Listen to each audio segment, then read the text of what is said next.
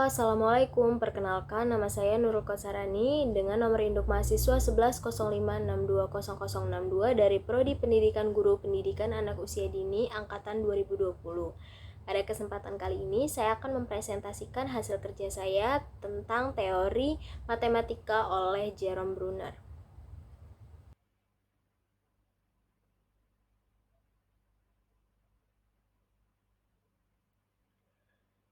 Jerome Bruner lahir pada 1 Oktober 1915 di kota New York, Amerika Serikat. Bruner dilahirkan dalam keadaan buta. Kemudian ia menjalankan operasi mata pada umur 2 tahun. Selama 2 tahun menjalani kehidupan dengan kondisi buta, ia telah membangun dunia visual dalam pikirannya. Itulah mengapa ia mengatakan bahwa persepsi tidak hanya dipengaruhi oleh panca indera saja, tetapi juga dengan pengendalian pikiran. Bruner adalah tokoh penting paling berpengaruh dalam bidang psikologi pada abad ke-20.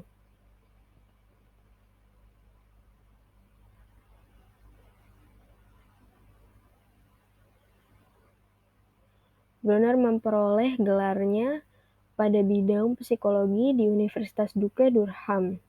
Kemudian, ia juga mendapatkan gelar master dan doktor pada bidang psikologi di Universitas Harvard, Amerika Serikat. Setelah menyelesaikan studinya, Bruner mencoba untuk bergabung dengan militer Amerika Serikat. Ia ingin berpartisipasi dalam Perang Dunia Kedua. Namun, lamarannya ditolak karena ia memiliki penglihatan yang buruk pasca melakukan operasi mata.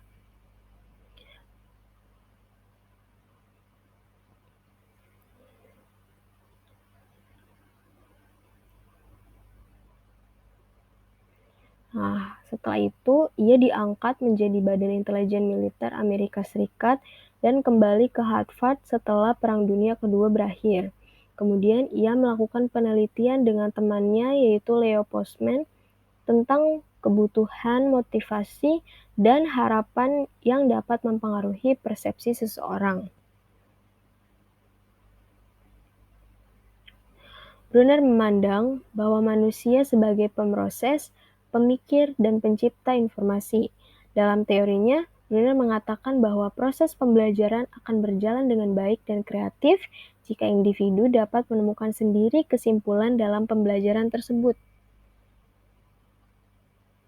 Menurut Bruner, semua anak memiliki rasa ingin tahu yang alami dan keinginan untuk kompeten dalam berbagai tugas.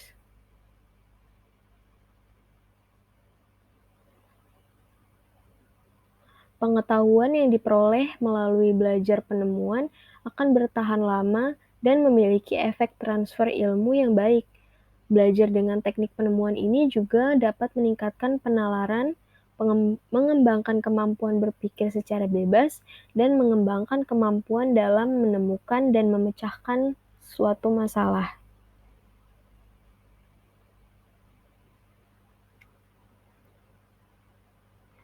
Menurut Bruner, ada 3 jenis proses kognitif. Yang pertama yaitu proses perolehan informasi, yaitu setiap kita belajar mengenai sesuatu, kita akan memperoleh sejumlah informasi. Dalam proses ini ada informasi yang bertambah, dan ada informasi yang memperhalus dan memperdalam informasi yang telah kita miliki sebelumnya. Bahkan ada juga informasi yang bertentangan dengan informasi yang kita miliki sebelumnya. Kemudian yang kedua ada proses mentransformasi informasi. Dengan menganalisa informasi yang telah kita pelajari, dapat mengubah atau bertransformasi ke dalam bentuk informasi yang lebih abstrak atau konseptual dan dapat digunakan untuk hal-hal yang konsepnya lebih luas lagi. Yang ketiga, ada proses menguji relevansi dan ketepatan pengetahuan. Dengan segala pengetahuan yang dimiliki, kita dapat menilai dan memecahkan suatu masalah dengan informasi tersebut.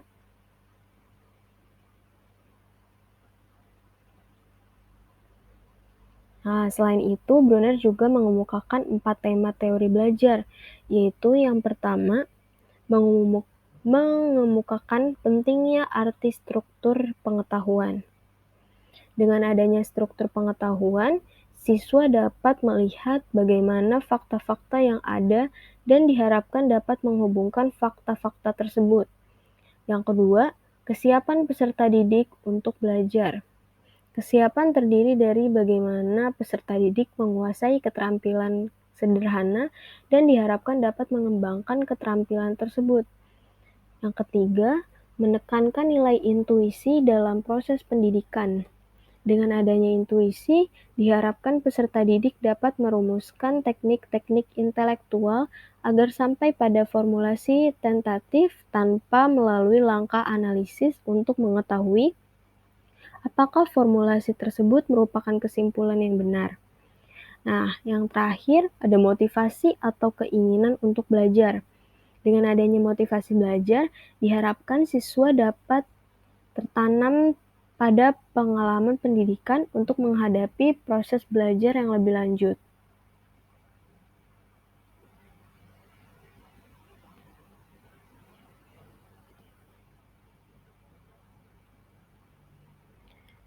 Nah, Brunner juga mempelopori kurikulum spiral pada konsep ini melibatkan informasi terstruktur sehingga ide-ide kompleks dapat diajarkan pada tingkat yang disederhanakan terlebih dahulu.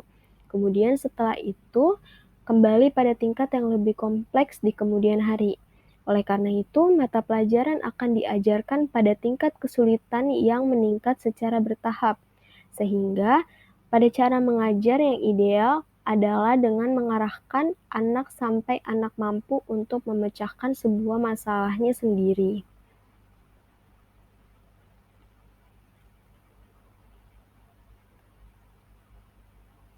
Nah, selanjutnya, Brunner juga setuju bahwa anak dipengaruhi oleh lingkungannya, terutama lingkungan sosial. Oleh karena itu, Brunner berpendapat bahwa orang dewasa atau orang yang memiliki pengalaman lebih harus berperan aktif dalam membantu anak mengembangkan keterampilannya melalui proses scaffolding.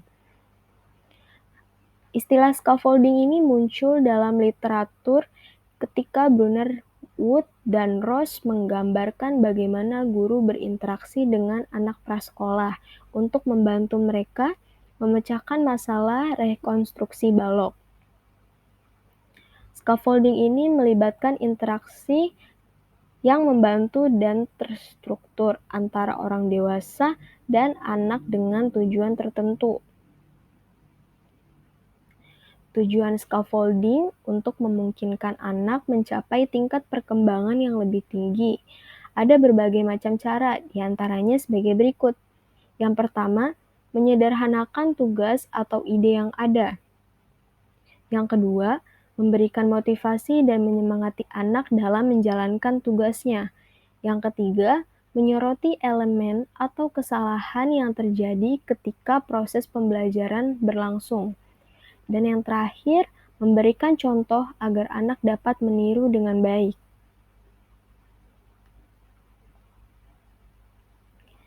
Nah, selanjutnya ada 3 model tahapan penyajian dalam teori Brunner.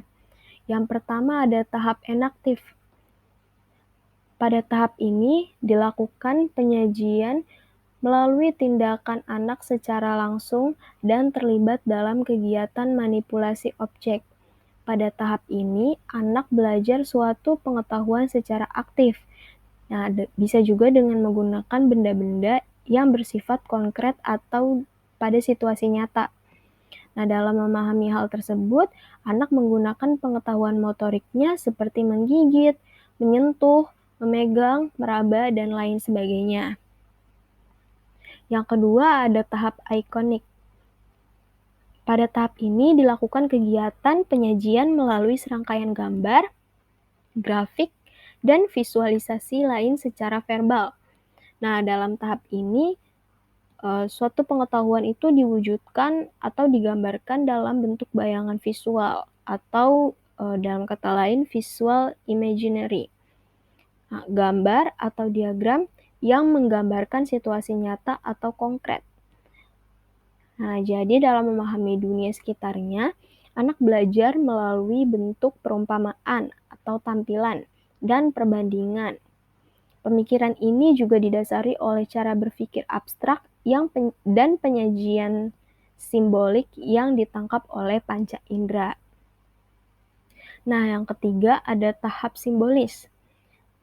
Pada tahap ini, bahasa menjadi pola dasar simbolik, di mana anak mampu memanipulasi simbol dan lambang dalam suatu objek. Anak sudah memiliki ide dan juga gagasan abstrak yang dipengaruhi pada kemampuan bahasa dan juga logikanya. Pada tahap ini, pembelajaran dipresentasikan dalam bentuk simbol-simbol yang abstrak, yaitu simbol seperti huruf, kata, kalimat, lambang, dan lain sebagainya.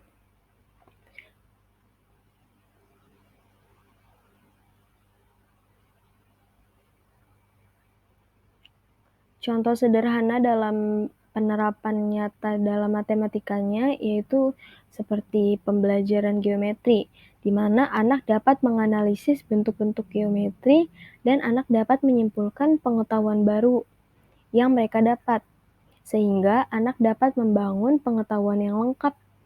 Nah, Brunner juga mengatakan, apapun mata pelajaran yang kita pilih untuk diajarkan kepada anak, kita harus bisa memastikan jika siswa dapat memahami atau menguasai struktur dasar mata pelajaran tersebut. Nah, selanjutnya ada contoh lain dari implementasi teori Jerome Brunner dalam pelajaran matematika.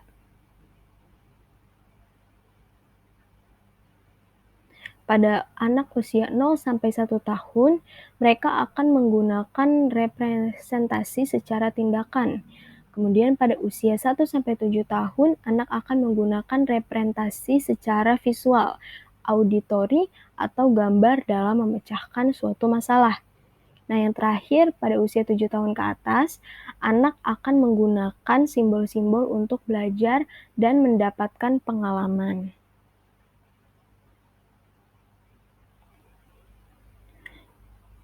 Nah, Brunner juga lebih mengutamakan metode pembelajaran penemuan, yaitu bagaimana cara siswa berproses untuk memperoleh pengetahuan baru dengan membaca buku, literatur mandiri, dan berpikir secara mandiri. Pembelajaran ini juga bertujuan untuk membangkitkan semangat berpikir siswa, meningkatkan minat belajar, dan membantu menjaga daya ingat anak.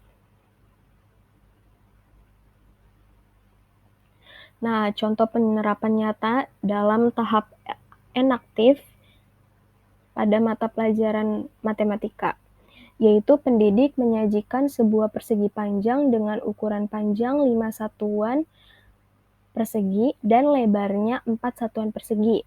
Nah, untuk menentukan luasnya, siswa menghitung persegi satuan yang ada di dalam persegi panjang tersebut, sehingga dapat ditemukan luas dari bangun persegi panjang tersebut adalah 20 satuan persegi. Selanjutnya, untuk contoh penerapan di tahap ikonik. Pendidik menyajikan gambar-gambar bangun persegi panjang dengan disertai ukuran panjang dan lebarnya sebagai contoh. Kemudian disediakan sebuah persegi panjang dengan ukuran panjang 5 satuan dan lebar 4 satuan. Setelah membuat gambar persegi panjang, anak mampu menggunakan pengetahuannya untuk mengalihkan panjang dan lebar berdasarkan gambar yang ia lihat. Nah, yang terakhir ada contoh penerapan nyata di tahap simbolis. Nah, pada tahap ini pendidik menggunakan kemampuan bahasa sebagai pola untuk memanipulasi simbol atau lambang pada objek tertentu. Siswa diminta untuk menggambarkan konsep dengan menggunakan rumus yang ada. Jika simbolis panjang adalah P dan lebar adalah L, maka anak bisa mencari jawaban dengan menggunakan rumus luas sama dengan panjang dikali lebar. Sekian presentasi dari saya. Kurang lebihnya mohon maaf. Wassalamualaikum warahmatullahi wabarakatuh.